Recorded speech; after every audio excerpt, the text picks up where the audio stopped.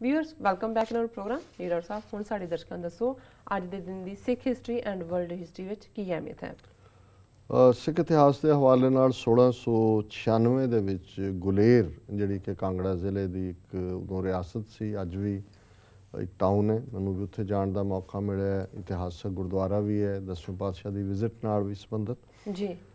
ਉਸ ਦਾ ਰਾਜਾ ਜਿਹੜਾ ਗੋਪਾਲ, ਉਸ ਨੇ ਸਿੱਖਾਂ ਤੋਂ ਮਦਦ ਮੰਗੀ। ਉਦੋਂ ਜੇ ਖਾਲਸਾ ਨਹੀਂ ਸੀ ਸਾਜਿਆ, 1696 ਦੀ ਗੱਲ ਹੈ। ਔਰ ਕਾਂਗੜੇ ਦਾ ਜਿਹੜਾ ਗਵਰਨਰ ਔਰ ਲਾਹੌਰ ਦਾ ਜਿਹੜਾ ਕਿ ਹਮਲਾਵਰ ਸੀ, ਔਰ ਸਿੱਖਾਂ ਨੇ ਪਹੁੰਚ ਕੇ ਇਹਨਾਂ ਨੂੰ ਡਿਫੀਟ ਕੀਤਾ। ਕਾਂਗੜੇ ਦਾ ਗਵਰਨਰ ਵੀ ਮਾਰਿਆ ਗਿਆ, ਜਿਹੜਾ ਉਹਨਾਂ ਦਾ ਸੂਬੇਦਾਰ ਸੀ, ਫੌਜਦਾਰ ਜੀ, ਕਿਲੇਦਾਰ ਵੀ ਉਹਨੂੰ ਕਹਿੰਦੇ ਨੇ, ਹੁਸੈਨ ਖਾਂ। ਔਰ ਇਹ ਪਹਾੜੀ ਰਾਜਾ ਗੁਲੇਰ ਵੀ 22 ਤਾਰ ਦਾ ਪਹਾੜੀ ਰਾਜਾ ਸੀ। ਇਹਨਾਂ ਨੂੰ ਇਹ ਦੱਸਿਆ ਕਿ ਭਾਈ ਜੇ ਤੁਸੀਂ ਨਾਲ ਰਲ ਕੇ ਤੁਰੋਗੇ ਤੇ ਕੋਈ ਮੁਗਲਿਆ ਹਕੂਮਤ ਕੋਈ ਅਜਿੱਤ ਨਹੀਂ ਹੈ। ਪਰ ਅਲਟੀਮੇਟਲੀ ਇਹ ਸਾਰੇ ਫਿਰ ਮੁਗਲਾਂ ਦੇ ਥੱਲੇ ਲੱਗੇ ਜੀ। 1707 ਦੇ ਵਿੱਚ ਅੱਜ ਦੇ ਦਿਨ ਔਰੰਗਜ਼ੇਬ ਦੀ ਮੌਤ ਹੋਈ। 1915 ਚ ਕਿਰਪਾਲ ਸਿੰਘ ਮੁਖਬਰ, ਜਿਹੜਾ ਗਦਰੀਆਂ ਦੇ ਨਾਲ ਹੀ ਇੱਥੋਂ ਸਟਾਕਟਨ ਕੈਲੀਫੋਰਨੀਆ ਤੋਂ ਚੜ੍ਹਿਆ ਸੀ, ਉਹਨੇ ਲਾਹੌਰ ਦੇ ਵਿੱਚ ਸਾਰੇ ਜਿਹੜੇ ਪ੍ਰਮੁੱਖ ਗਦਰੀ ਸੀ ਉਹ ਫੜਵਾ ਦਿੱਤੇ, ਕਿਉਂਕਿ ਉਹਨਾਂ ਨੇ ਅਗਲੇ ਦਿਨਾਂ 'ਚ ਜਿਹੜੀ ਹੈ ਉਹ ਗਦਰ ਮਚਾਉਣਾ ਸੀ, ਰੈਵੋਲੂਸ਼ਨ ਕਰਨਾ ਸੀ। 1921 ਚ ਸਾਕਾ ਨਨਕਾਣਾ ਸਾਹਿਬ ਅਸੀਂ ਜ਼ਿਕਰ ਕੀਤਾ, ਅੱਜ ਦੇ ਦਿਨ ਹੋਇਆ ਜੀ। 1949 ਦੇ ਵਿੱਚ ਦਿੱਲੀ ਦੇ ਵਿੱਚ ਜਿਹੜੀ ਕਾਨਫਰੰਸ ਅਕਾਲੀਆਂ ਨੇ ਰੱਖੀ, ਬੇਸ਼ੱਕ ਮਾਸਟਰ ਤਾਰਾ ਸਿੰਘ ਨਰੇਲਾ ਸਟੇਸ਼ਨ 'ਤੇ ਗ੍ਰਿਫਤਾਰ ਕਰ ਲਏ ਗਏ, ਪਰ ਇਹਦੇ ਬਾਵਜੂਦ ਬੜੀ ਸਫਲਤਾ ਨਾਲ ਇਹ ਕਾਨਫਰੰਸ ਹੋਈ। ਵਰਲਡ ਹਿਸਟਰੀ ਦੇ ਹਵਾਲੇ ਨਾਲ 1673 ਚ ਪਹਿਲੀ ਰਿਕਾਰਡਡ ਹੈ ਵਾਈਨ ਆਕਸ਼ਨ ਇਨ ਲੰਡਨ।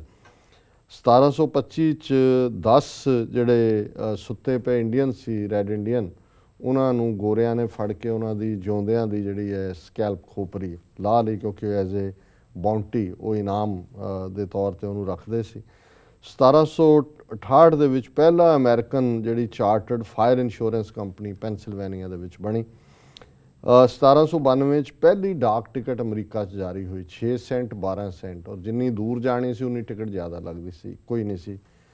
1811 ਚ ਆਸਟਰੀਆ ਨੇ ਜਿਹੜੀ ਹੈ ਉਹ ਬੈਂਕਰਪਟਸੀ ਜਾਂ ਦਿਵਾਲੀਆਪਨ ਡਿਕਲੇਅਰ ਕੀਤਾ। 1846 ਚ ਅੱਜ ਦੇ ਦਿਨ ਬ੍ਰਿਟਿਸ਼ ਨੇ ਲਾਹੌਰ ਦੇ ਸ਼ਾਹੀ ਕਿਲੇ ਦੇ ਉੱਤੇ ਸਿੱਖ ਰਾਜ ਦਾ ਝੰਡਾ ਲਾ ਕੇ ਆਪਣਾ ਯੂਨੀਅਨ ਜੈਕ ਲਾਇਆ ਜੀ। 1921 ਚ ਰਜ਼ਾ ਪਹਿਲਵੀ, ਜਿਹਨੇ ਕਿ ਈਰਾਨ ਦਾ ਉਹ ਹਾਕਮ ਬਣਿਆ। 1979 ਤੱਕ ਫਿਰ ਇਹ ਰਜ਼ਾ ਪਹਿਲਵੀ ਦਾ ਟੱਬਰ ਹੀ ਰਾਜ ਕਰਦਾ ਰਿਹਾ। ਸ਼ਾਹ ਆਫ ਈਰਾਨ ਵੀ ਉਹਨਾਂ 'ਚੋਂ ਹੀ ਸੀ। 1979 ਚ ਖਮੀਨੀ ਨੇ ਉਹਨੂੰ ਕੱਢ ਕੇ ਤੇ ਜਿਹੜਾ ਰੈਵੋਲੂਸ਼ਨ ਲਿਆਂਦਾ। 1933 ਚ ਕਾਂਗਰਸ ਨੇ ਜਿੰਨੇ ਅਮਰੀਕਾ ਦੇ ਵਿੱਚ ਸ਼ਰਾਬ ਦੇ ਉੱਤੇ ਪਾਬੰਦੀ ਦੇ ਕਾਨੂੰਨ ਸੀ ਉਹ ਸਾਰੇ ਖ਼ਤਮ ਕਰ ਦਿੱਤੇ, ਰਿਪੀਲ ਕਰ ਦਿੱਤੇ। 1947 ਚ ਅੱਜ ਦੇ ਦਿਨ ਲਾਰਡ ਮਾਊਂਟਬੈਟਨ ਭਾਰਤ ਦਾ ਗਵਰਨਰ ਜਨਰਲ ਬਣਿਆ।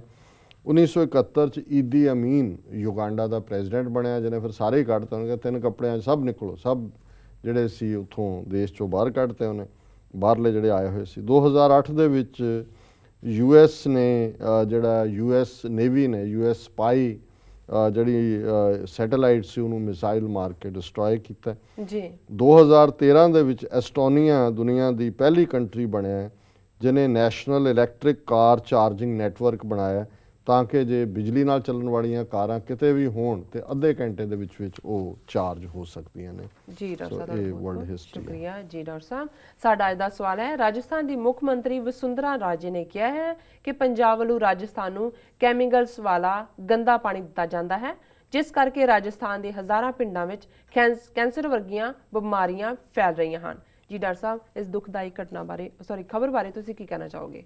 ਇਹ ਏਡੀ ਦੁਖਦਾਈ ਨਹੀਂ ਹੈ, ਇਹਨੂੰ ਕਹਿੰਦੇ ਨੇ ਇੱਕ ਚੋਰੀ ਉੱਤੋਂ ਸੀਨਾ ਜ਼ੋਰੀ, ਕਿ ਵੀ ਪੰਜਾਬ ਦਾ 16.5 ਮਿਲੀਅਨ ਏਕੜ ਫੁੱਟ ਪਾਣੀ 'ਚੋਂ 8.5 ਮਿਲੀਅਨ ਏਕੜ ਫੁੱਟ ਪਾਣੀ ਰਾਜਸਥਾਨ ਬਿਨਾਂ ਦੀਵਾਨੀ ਦਿੱਤਿਆਂ ਲਿਜਾ ਰਿਹਾ, ਜਿਹਦਾ ਉਹਦਾ ਕੋਈ ਹੱਕ ਨਹੀਂ ਹੈ।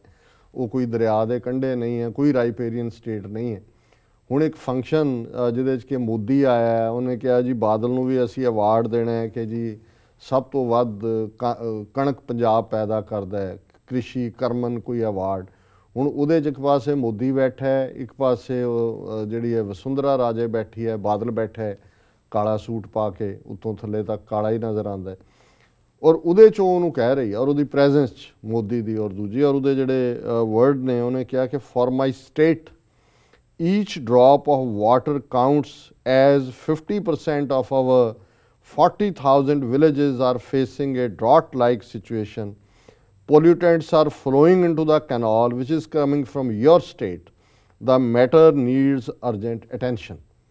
ਹੁਣ ਉਹ ਕਹਿੰਦੀ ਹੈ ਜੀ ਮੇਰੇ 40,000 ਪਿੰਡ ਜਿਹੜੇ ਨੇ ਜਿਨ੍ਹਾਂ 'ਚ ਸੋਕਾ ਪੈ ਰਿਹਾ ਹੈ, ਇੱਕ ਬੂੰਦ ਵੀ ਇੱਕ ਬੂੰਦ ਪਾਣੀ ਦੀ ਉਹਦੇ ਲਈ ਬੜੀ ਕੀਮਤੀ ਹੈ, ਕਿਉਂਕਿ 50% ਪਿੰਡ ਜਿਹੜੇ ਨੇ ਇਹਨਾਂ 40,000 ਚੋਂ ਸੋਕੇ ਦਾ ਸ਼ਿਕਾਰ ਨੇ, ਤੇ ਤੁਸੀਂ ਜਿਹੜਾ ਪਾਣੀ ਸਾਨੂੰ ਦੇ ਰਹੇ ਹੋ ਉਸ ਦੇ ਵਿੱਚ ਉਹ ਪੋਲਿਊਟੈਂਟ, ਉਹ ਕੈਮੀਕਲ, ਉਹ ਗੰਧ ਆ ਰਿਹਾ ਕਿ ਵੀ ਇਹ ਜਿਹੜਾ ਸਾਡੇ ਲਈ ਉਹਦੇ ਹੋਰ ਜਿਹੜੀ ਡੀਟੇਲ ਹੈ ਕਿ ਜੀ ਉਹਦੇ ਥੱਲੇ ਕੈਂਸਰ ਔਰ ਦੂਸਰੀਆਂ ਬਿਮਾਰੀਆਂ ਜਿਹੜੀਆਂ ਨੇ ਫੈਲ ਰਹੀਆਂ ਨੇ।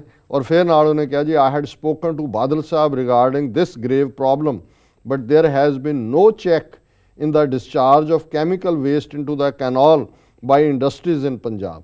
और ਹੁਣ ਜਿਹੜਾ ਨਾਲ ਹੀ ਉਹ ਕਹਿ ਰਹੀ ਹੈ ਕਿ ਜੀ results in water logging in hundreds of villages in Punjab and Rajasthan। ਹੁਣ ਬਜਾਏ ਇਹ ਵੀ ਬੈਠਾ ਹੈ ਘੁੱਗਾ ਹੈ ਜੀ, ਬੁੱਝੜ ਲਾਲ ਬੁਝੱਕੜ ਹੈ ਜੀ, ਉਹ ਸੁਣ ਰਿਹਾ ਹੈ, ਅਪਮਾਨ ਲੈ ਰਿਹਾ ਕਿ ਵੀ ਇਹ ਅਵਾਰਡ ਲੈਣ ਗਿਆ ਕਿ ਜੁੱਤੀਆਂ ਖਾਣ ਗਿਆ ਜੀ ਜੀ, ਕਿ ਵੀ ਹੁਣ ਹਾਲ ਇਹ ਹੈ ਵੀ ਅੱਧਿਓਂ ਜ਼ਿਆਦਾ ਪਾਣੀ ਤੁਸੀਂ ਮੁਫਤ ਦਾ ਲਿਜਾ ਰਹੇ ਹੋ ਉਸ ਕੈਨਾਲ ਦੀ ਬਦੌਲਤ। ਜਿਹੜੀ ਨਹਿਰ ਦਰਿਆ ਵਰਗੀ ਨਹਿਰ ਹੈ ਔਰ ਸਿੱਖਾਂ ਦੇ ਜ਼ਖਮਾਂ ਤੇ ਲੂਣ ਛਿੜਕਣ ਦੇ ਲਈ ਜਿਹੜਾ ਪਾਣੀ ਤੁਸੀਂ ਲੁੱਟ ਕੇ ਲਿਜਾ ਰਹੇ ਹੋ, ਜਿਹਨੂੰ ਰਾਜਸਥਾਨ ਕੈਨਾਲ ਕਹਿੰਦੇ ਸੀ, ਉਹਦਾ ਨਾਂ ਵੀ ਇੰਦਰਾ ਗਾਂਧੀ ਕੈਨਾਲ ਰੱਖਿਆ।